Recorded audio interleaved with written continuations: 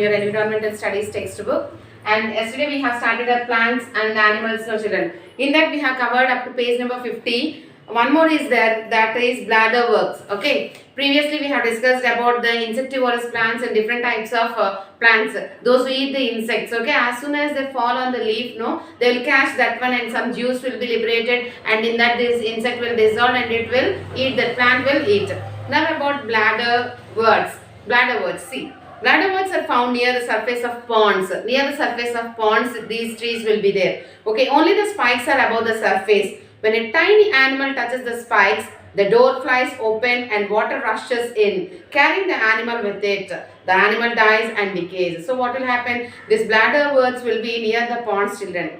Okay, this one, the spikes will be above the surface of the earth. If any insects, falls on that, what will happen? When a tiny animal touches the spikes, the door flies open, the flies will open and the water will enter into that, it will rush into that, and and the animal will be drowned into it. Okay, the animal dies and decays. In that way the plant will eat this particular insects. Okay, do you know of any other carnivorous plants? Name some and find out they eat and how they trap their prey. So he is asking if you have ever seen the carnivorous plants, so how they are draining up the insects, how they are closing their leaves, that all you have to write if you have seen means. Okay, now about page number, see the page number 51, children, everyone, that is about the food habits of animals. So here each and every animal have different food habits. No, let us come to know what are the different food habits of our animals. Okay, animals cannot produce their own food. Here previously we have discussed animals, they can't prepare their food by themselves, no children. So here they depend upon plants or producers for food, thus they are called consumers. So we call them animals as the consumers because they can't prepare their food by themselves. Okay, always they will depend upon the others, either on the plants or for on the producers. So these animals are called as consumers. On the basis of their food habits, animals can be divided into many groups. So here on the basis of food habits, they are divided into many groups. Means what? Some will eat only grass, some will eat only flesh, and some will eat both grass and flesh, like that. Okay. Now see, herbivores or herbivorous animal. Okay. Animals that eat only plants are called herbivores.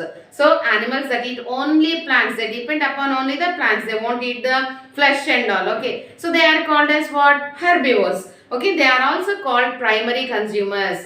So not only herbivores, the another name is for them is what, children? Primary consumers.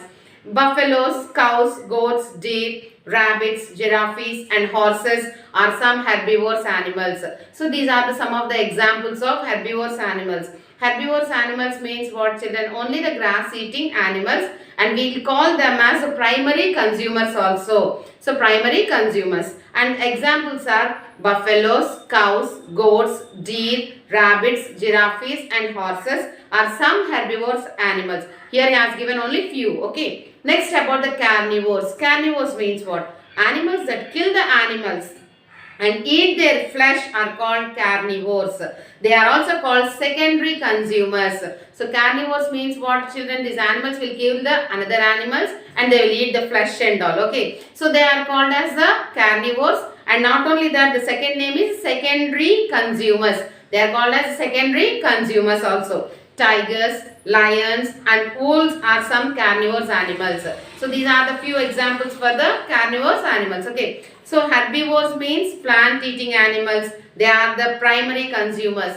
Carnivores means flesh eating animals. They are the secondary consumers. Now about the next type, that is omnivores. Okay, animals that eat both plants and flesh of other animals are called omnivores. Omnivores means what, children? They eat both plants as well as the flesh. So they eat both. They are called as omnivores. Humans, bears and crows are some omnivorous animals. Human beings will eat the vegetables, fruits and flesh, no children, chicken and all, etc. So human beings also are come under as omnivores only. Okay. So what are the examples here? Humans, bears and crows are some of the examples for omnivorous animals. See children, don't get confused. Herbivores means only grass eating animals.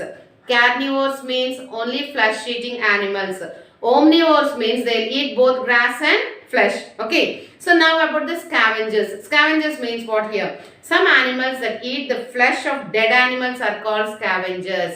Scavengers means they won't, what is that? They won't catch that prey and they won't kill that one. So they eat the flesh of the dead animals. Means some other animal will kill that one, no? The remainings will be there, no? They will eat that only. Okay.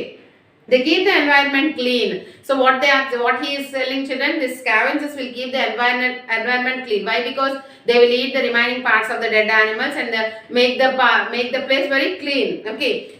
So hyenas and vultures are some scavengers. So the best examples for scavengers were hyenas and vultures. Okay. Now about the parasites. Parasites means what here? Some animals that depend on other living animals for food are called parasites. So they will depend on other living animals. Okay, they can't prepare their food by themselves. No, they will depend upon the other animals. So they are called as parasites. They live on or within the body of other animals. Either they will live within the body or inside the body. Okay. They have sucking tubes through which they suck food from their host. They will have the sucking tubes and the peel cheskuntaru anamata. Raktam lanti dani gaani edaina sare, they will suck that one. Okay. So here, through which they suck food from their host. Mosquitoes, leeches, roundworms and hookworms are some parasites. Mosquitoes తెలుసు కదా నాన్న, in and around we'll see so much. Leeches means జలగలు అంటాం కదా, అది పట్టుకుందంటే it will suck the blood. And here roundworms and hookworms means నుసి పురుగులు లాంటివి పొట్టలోని పాములు పట్టే అంటారు కదా, that type అన్నమాట. Okay, so turn the page. Food chains and food webs. So now about the food chains and food webs, let us see. All living things depend on each other for survival. Plants and animals are linked together and these links form a food chain on land, in water as well as in soil. Food chain. See children, here in the picture itself it is there. See, grasshopper will eat the grass, whereas frog eats the grasshopper, and snake eats the frog, and eagle eats the snake, in this way. Okay, so every animal is depending upon the other animal and another animal is eating it. So this is the food chain. Okay, the picture is given clearly. See, grass will be eaten by the grasshopper and grasshopper by frog, and this frog will be eaten by the snake and snake by the eagle. Okay, in that way this is the survival here, food chain survival. Plants and animals are linked together and these links form a food chain on land, either on the land or in the water or on the soil, wherever it is. A food chain shows how energy is transferred from one organism to another. So by seeing this food chain children, we can tell how the energy is transforming from one to another. It will eat this one, this will be eaten by this, like this energy will be stored here.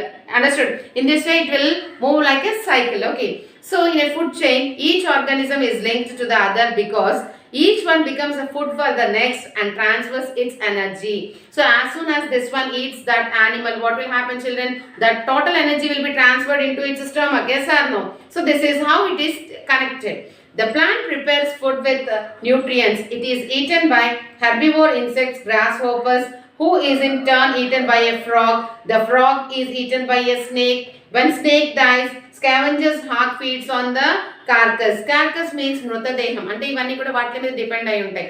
ఇలాగా ఒక chain, ఒకటి తిండి ఇంకొకటి, ఇది ఒకవేళ food chain అనేది లేదనుకోండి, ఆ earth will not be sufficient to live.